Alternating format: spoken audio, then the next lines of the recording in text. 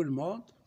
Dans cette séquence, je vais d'abord traiter un exercice sur la symétrie centrale. Ensuite, je passe à la notion de symétrie axiale. Pour cet exercice, nous avons ABCD est un parallélogramme de centre O. Le centre, c'est l'intersection des diagonales, le centre de symétrie. E est un point de la droite BC. Donc ici, c'est la droite BC. La droite BC, E est un point de cette droite. La droite delta.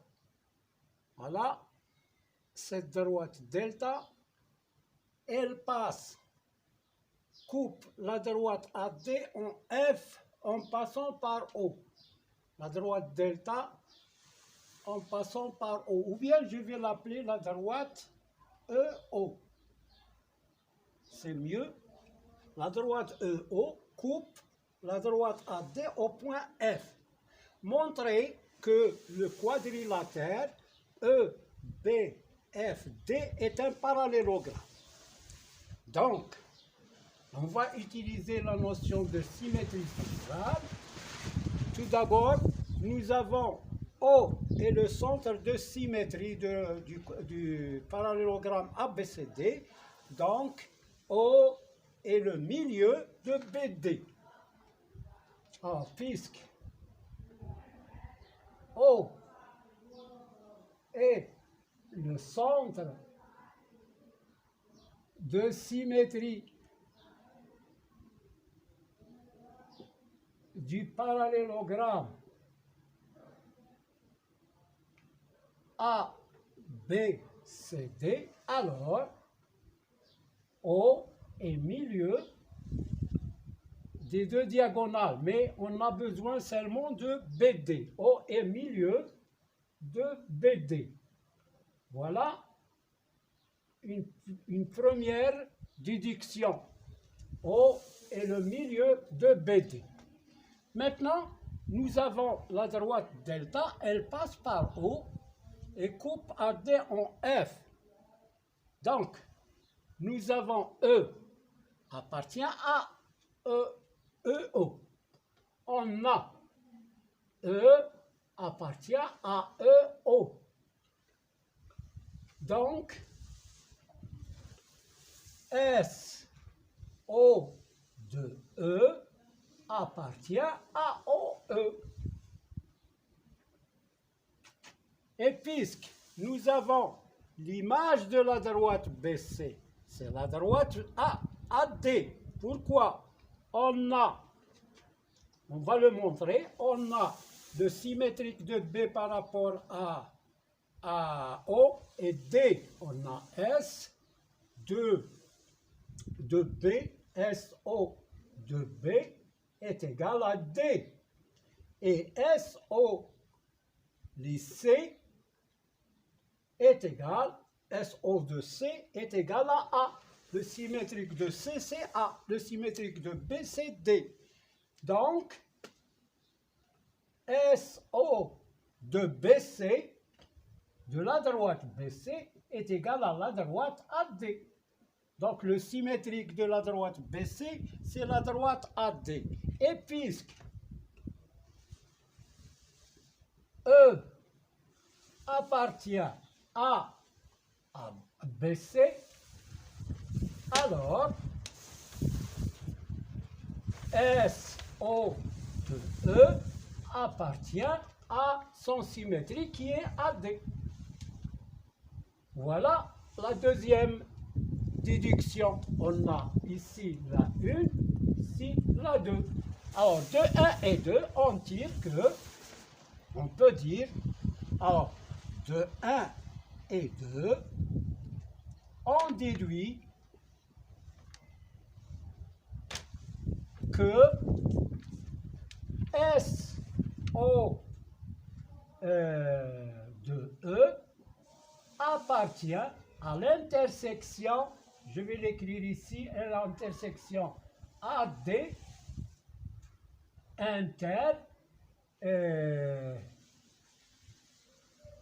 AD inter BD.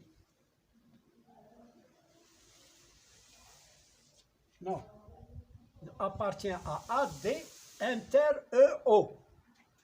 EO. Voilà, il appartient à AD, et là, on a E, voilà, c'est ça, 1 et 2. Il appartient à EO, il appartient à AD, donc il appartient à l'intersection. D'où SO de E est égal, l'intersection de EO et AD, c'est F, donc c'est F. D'où, ou bien donc, O est milieu de EF. Alors, au milieu de EF et au milieu de BD, je vais appeler ça A, et là B. De A et B, on déduit que le quadrilatère EBFD, c'est diagonal, EF et BD ont le même milieu O, d'où c'est un parallélogramme. Voilà, j'efface l'exercice et j'écris ça en haut. Alors, de A et B, on déduit que BD et EF ont le même milieu.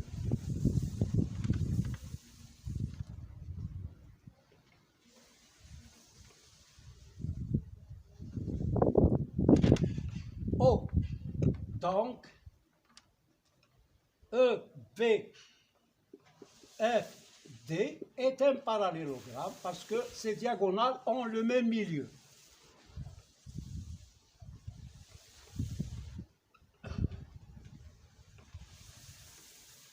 Voilà pour cette séance d'exercice. Maintenant, je passe à la symétrie axiale. Qu'est-ce que c'est que la symétrie axiale? Eh bien, il y a le mot axial, c'est-à-dire il y a une droite, un axe. Un axe, c'est une droite. Alors, je prends une droite, D ou bien delta. Je trace une droite delta. Et je trace un point à l'extérieur de cette droite. Je prends un point A ici. Alors, si je trace un point A', mais tel que delta soit la médiatrice du segment AA'. Donc, je peux utiliser le symétrique de A par rapport à delta, soit à l'aide d'une équerre ou bien d'un compas. Puisque je n'ai pas de compas, je vais utiliser la règle comme équerre. Voilà. Ici, c'est un angle droit. Je prolonge. Voilà, à peu près. Et ici, c'est A'. Tel que ce point-là, que je vais appeler I, soit le milieu de AA'. C'est-à-dire que delta, c'est une médiatrice de AA'. Elle passe par le milieu et perpendiculaire à AA'. Donc, je note S delta de A est égal à A'. Signifie, qu'est-ce que cela signifie? Signifie delta est médiatrice de AA'. Voilà la définition de la symétrie axiale. Maintenant, si je prends un autre point B par ici et que je cherche son symétrique par rapport à delta, je trace son symétrique. Bon, je dois tracer la perpendiculaire à delta en passant par B. Et puis je prolonge pour avoir le milieu. Voilà, ici c'est B'. Et ça, c'est perpendiculaire en J. Donc, delta, c'est une médiatrice de B'. Donc, B' est le symétrique de B par rapport à delta. Bon, maintenant je compare les distances AB. Je vais le mettre en rouge. Pardon. Voilà. Son symétrique, c'est A'B'. Si je compare AB avec A'B', je vais trouver que AB est égal à A'B'. Donc ici, on dit que la symétrie axiale conserve la distance entre deux points. Donc, c'est une isométrie. Taqayus fil mustawa. C'est une isométrie dans le plan. Comme la symétrie centrale. La symétrie centrale conserve la distance. La symétrie axiale aussi conserve la distance. Voilà pour la définition de la symétrie axiale. Pour l'image, on va voir les images. Donc l'image d'un segment AB, c'est un segment A'B' qui ont la même longueur. AB est isométrique à A'B'.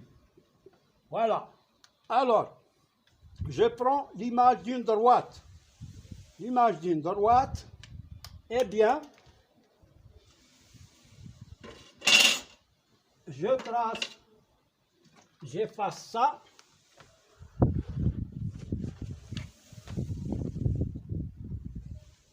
Je prends l'image d'une droite par rapport à delta. J'ai l'axe delta, je trace une droite qui coupe delta en un point, on va voir. Je trace seulement cette portion de droite et on cherche son symétrique par rapport à delta. Si je prends un point A ici et un point B ici, chercher l'image de D par rapport à delta, c'est faire le symétrique de A et B par rapport à delta, puis tracer la droite. Je trace la perpendiculaire. Je ne sais pas où j'ai mis l'équerre, mais ça fait rien. À peu près. Ici, c'est A'. Maintenant, je trace le symétrique de B par rapport à delta et ça me donne B'. Alors, donc le symétrique de la droite D, c'est la droite A'B'. Je la trace. Alors, ces deux droites-là, si on les prolonge, ils vont se couper en un point sur delta. Voilà. Et voilà l'autre. Je vais tricher un petit peu parce que, voilà. Ils vont se couper ici en un point, je vais appeler E. Voilà. Donc l'image d'une droite, c'est une droite, mais elle n'est pas parallèle à D. Comme la symétrie centrale, l'image d'une droite, c'est une droite qui lui est parallèle. Mais celle-là, non. Ils vont se couper en un point situé sur l'axe delta. Voilà pour l'image d'une droite. Maintenant, si la droite est perpendiculaire, à l'axe de symétrie, delta, et je trace une droite qui est perpendiculaire à delta. Voilà. Alors, pour tracer la droite, l'image de la droite D par la symétrie d'axe delta, je prends deux points. Je prends A ici et un point B. Je cherche leur symétrique par rapport à delta. Donc, le point A, il sera, son symétrique, c'est A', il sera par là, à peu près. Et là, c'est B'. Donc, l'image de AB, c'est A'B'. Donc, c'est lui-même. Ici, le symétrique de D par rapport à delta, c'est lui-même. On dit que D est globalement invariante par la symétrie axiale S delta. Donc, D est globalement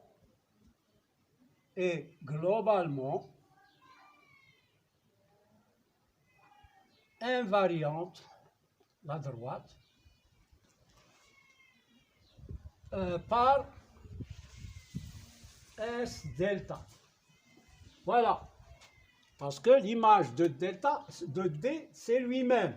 Donc on dit qu'il est globalement invariant. Par contre, si je trace l'image d'une droite qui est confondue avec delta, par exemple D est confondu avec delta.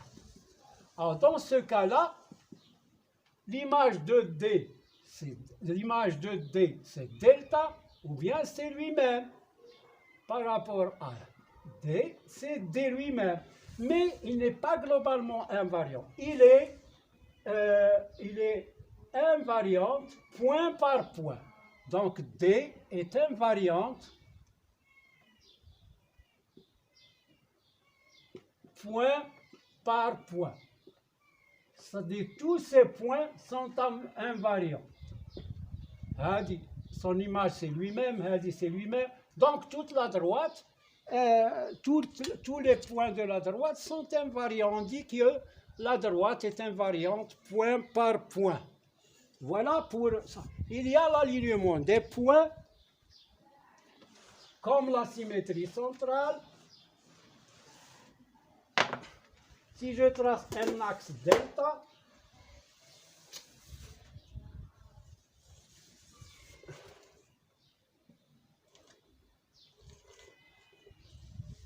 elle glisse cette règle-là, et je trace quelques points alignés. A, B et C. Si je trace leur symétrique par rapport à delta, je trouve A' ici, B' ici et C' ici, à peu près. Alors si je constate que les points A', B', C' sont alignés, donc la symétrie axiale conserve l'alignement des points. L'image d'un angle. Alors, l'image d'un angle, c'est un angle qui lui est isométrique. Si je trace un angle AOP,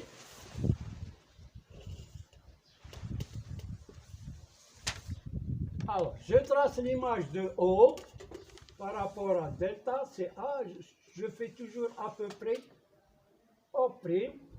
Il faut qu'il soit perpendiculaire ici. La même chose ici, je trace le point A', à peu près par ici, A', et puis B' à peu près par ici. Ah, l'image de l'angle AOB, c'est l'angle A', O', B'. Et les deux angles ont la même mesure. On dit que la symétrie axiale conserve les mesures des angles. Il y a la conservation du milieu aussi, c'est très important. On a un axe, delta, puis un segment AB.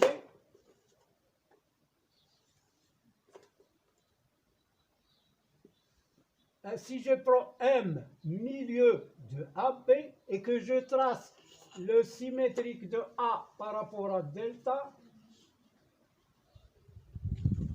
à peu près ici, le symétrique de M, c'est M',